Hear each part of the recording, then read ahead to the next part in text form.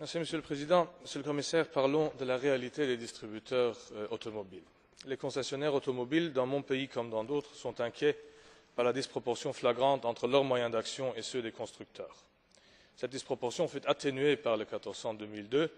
Sans lui, le secteur de la distribution automobile, déjà malmené par la crise, sera confronté à une insécurité croissante quant à ses investissements et ses orientations commerciales.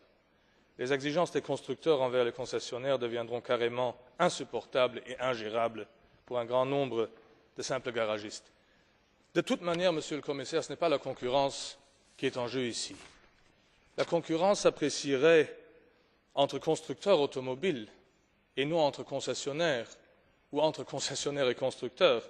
Ce n'est pas le garagiste du coin qui peut constituer une menace pour le libre jeu de la concurrence en Europe. Parler de domination du marché, domination potentielle, parlons-en. Cette domination, elle ne s'exerce pas par rapport aux constructeurs concurrents. Elle ne s'exerce pas par rapport à d'autres producteurs. Elle s'exerce entre le producteur, entre le constructeur et le distributeur de l'automobile.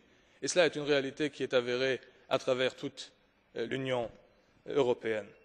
La Commission tient un discours scientifique de grands à un nombre énorme de tout petits qui ne veulent qu'une chose, un peu de liberté, un peu de sécurité devant les constructeurs automobiles dont les pratiques par rapport à leurs concessionnaires deviennent par endroits franchement révoltants.